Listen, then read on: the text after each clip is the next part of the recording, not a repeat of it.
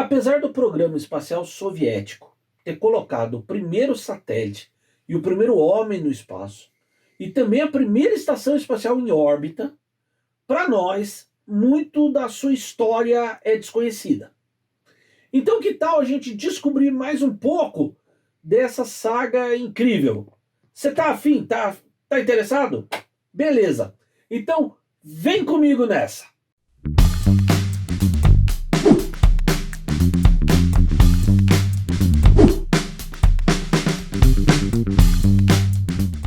Oi, eu sou o Cláudio Luquezzi e você tá comigo, com o Kowalski e os amigos dele hoje, aqui no Sextou, no canal da Asas do YouTube.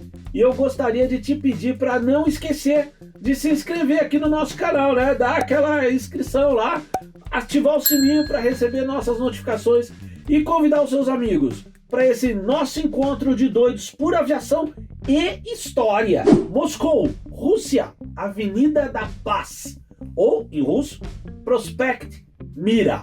Espero que a minha pronúncia esteja aceitável. Não tem como não ver o gigantesco monumento. São 107 metros de altura, meu amigo, que rompe a paisagem, quase em frente à entrada de um dos mais agradáveis e interessantes parques de Moscou, o VDN Kaga. O monumento mostra um foguete subindo com aquela trilha de fumaça característica. Claro, tudo estilizado. Ele foi inaugurado em 1964, bem numa época de grande orgulho, de orgulho máximo dos soviéticos, com seu programa espacial. E é um monumento aos conquistadores do espaço. Mas o que eu quero mostrar para vocês está debaixo desse monumento. Se você curtiu o nosso programa Sextou sobre o filme do Gagarin, você vai adorar esse, porque nós vamos visitar, é isso mesmo, vou te pegar pela mão e a gente vai visitar o Museu Memorial da Cosmonáutica. Ele foi inaugurado em 10 de abril de 1981 e a entrada é exatamente como eu disse, pela base do monumento. Até 2000 e pouco, reflexo daquela terrível crise, sofrida pela Rússia após o fim da União Soviética, as suas instalações estavam envelhecidas, pouco atraentes, apesar do acervo impressionante. Mas então, o museu foi fechado em 2005, passando por uma reforma e uma renovação completas, reabrindo em 12 de abril de 2009. E é esse novo museu, com a nossa parceira de mídia, a TV Brix, que nós vamos conhecer esse verdadeiro templo da conquista do espaço. Logo ao entrar, e não dava para ser diferente, encontramos quem? Yuri Gagarin, o primeiro homem no espaço. O museu tem cerca de 100 mil peças em seu acervo. Você ouviu certo, eu não falei errado não viajei, é 100 mil peças. Então é lógico, a gente vai dar uma olhada aqui em algumas daquelas que são os maiores destaques, O primeiro item tinha de ser ele, o Sputnik 1, o primeiro satélite espacial colocado no espaço pelo homem. Ele foi lançado em 4 de outubro de 1957, da base de lançamentos de Baikonur, por um foguete R-7. O satélite original, claro, ficou no espaço, mas a peça exibida no museu é um clone perfeito, construído pelos planos originais em cada detalhe. Do corpo esférico do Sputnik 1 saíam 4 antenas, tipo chicote, com comprimentos de 2,4 e 2,9 metros. A sua missão durou 21 dias, fazendo 1.440 órbitas da Terra, tá? Pois é, do Sputnik, nós vamos para o primeiro homem no espaço, para o épico voo de Yuri Gagarin, em 12 de abril de 1961. Para levar um homem ao espaço, houve a necessidade de desenvolver toda uma série de equipamentos especiais. O traje, por exemplo, além de permitir a Gagarin sobreviver no espaço, era de cor laranja, forte, para que as equipes de resgate pudessem localizar ele mais rapidamente quando só volta à Terra.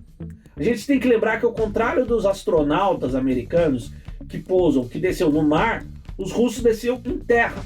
O foguete lançador, o Vostok K, tinha a altura de um prédio de 12 andares. E a cosmonave que levava o Gagarin era a Vostok 3KA. Bom, cerca de 4 anos depois do voo de Gagarin, em 18 de março de 1965, na missão Voskhod 2, comandada por Pavel Beliaev, o seu companheiro de cápsula, Alexei Leonov, realizou um outro feito pioneiro, a primeira caminhada no espaço. Para isso, ao contrário daquele traje laranja de Gagarin, os trajes espaciais de Beliaev e de Leonov já eram de cor branca, para refletir melhor a luz e radiação do Sol, para não esquentar muito o próprio cosmonauta. Agora, amigo, se coloca na perspectiva da época. A gente está falando de um momento de meados dos anos 60, tá? Ninguém nem sonhava com GPS, internet, entendeu? Comandos digitais, telas multifuncionais. Esquece tudo isso, tá? E imagina esses caras. Imagina o Leonov flutuando para fora da cápsula com a Terra lá diante dele. Tinha que ter um mix de coragem e loucura. Você concorda? Eu acho que era bem por aí, tá? Pouco tempo depois, após a histórica chegada do homem na Lua com a missão norte-americana da Apollo 11, em 20 de julho de 1969, os soviéticos levaram ao nosso satélite natural o primeiro veículo a trafegar na Lua, o Lunokhod 1, controlado remotamente. E o museu, assim como naquele caso do Sputnik, tem um clone perfeito desse veículo, construído segundo os modelos originais, a planta original, inclusive construído pelos fabricantes originais, tá?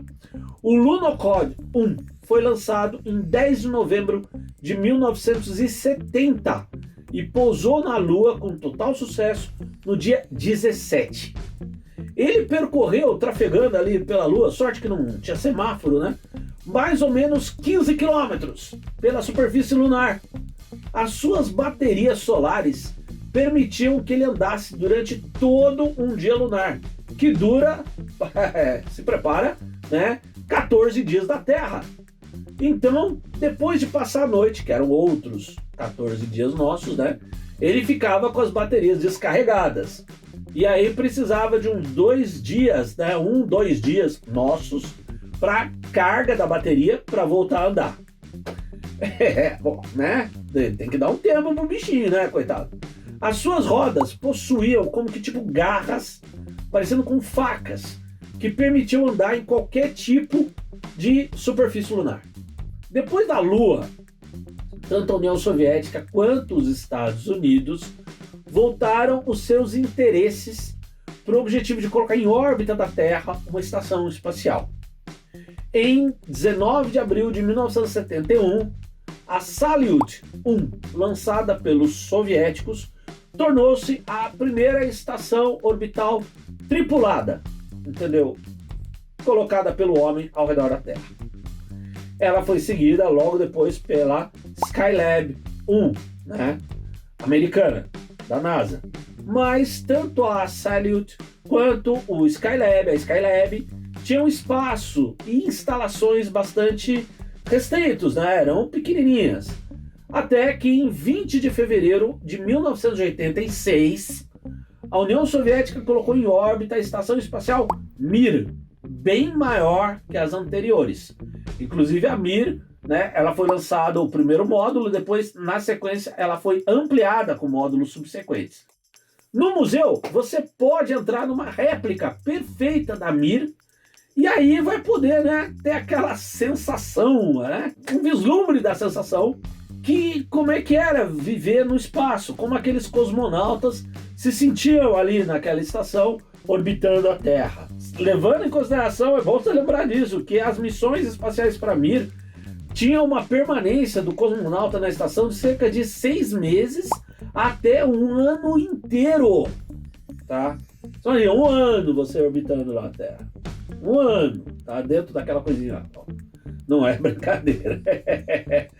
De modo muito similar aos Estados Unidos, e com o objetivo de servir, de atender melhor a Mir, levando e trazendo cargas e cosmonautas, tá? No final dos anos 70, os soviéticos iniciaram seus estudos também de um ônibus espacial, um veículo reutilizável para esses voos da Terra ao espaço na órbita terrestre, tá? Em abril de 1981, entrou em serviço. Você lembra? Eu lembro, eu assisti na televisão Telefunken, lá em Guaratinguetá, o primeiro dos ônibus espaciais da NASA, o Space Shuttle, o nome era esse, Columbia. O similar russo era o Buran, muito parecido, inegavelmente parecido com os Space Shuttle da NASA, que tinham começado a operar, como eu te falei, né, ali nesse início dos anos 80. Os soviéticos, apesar de não terem acesso direto ao veículo, né,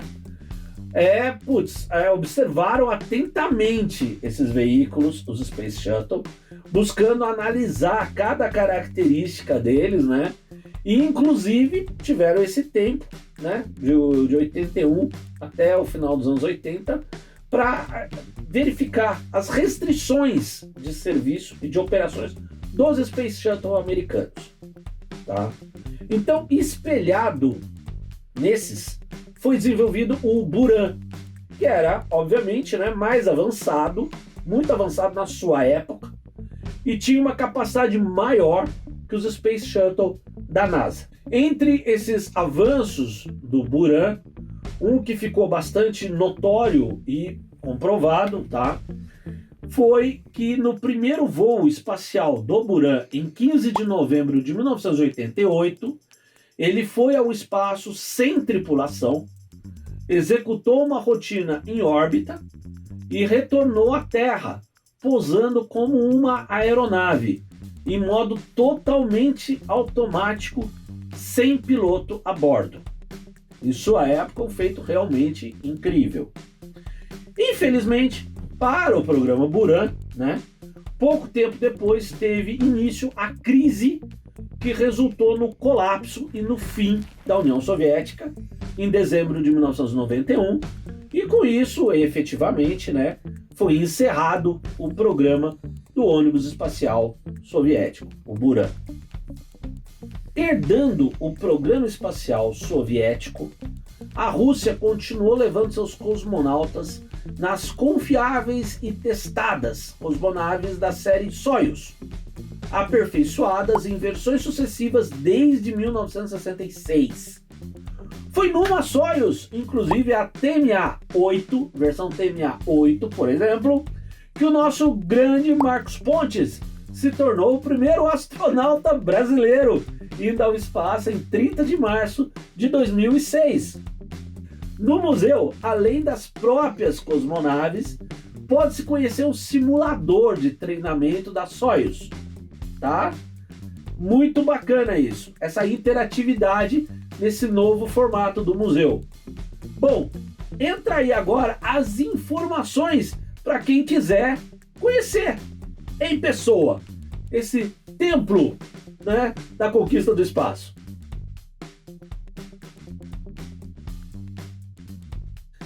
Amigo, eu espero que você tenha curtido muito esse sextou, visitando um dos maiores museus do mundo sobre a exploração espacial.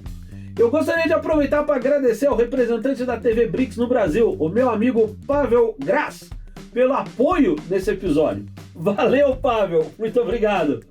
E agora, para você aí, não deixe de dar aquela sua curtida, né? Aquele apoio para a gente continuar esse trabalho e melhorar ainda mais, para você ver coisas assim incríveis conosco. Se inscreve, convida os amigos e dê uma passada para ver as novidades na nossa loja. Tem as edições novas da Asas e outras coisas no endereço que aparece aí. Um grande abraço, meu, do Kowalski da turma, e até a próxima. Tchau!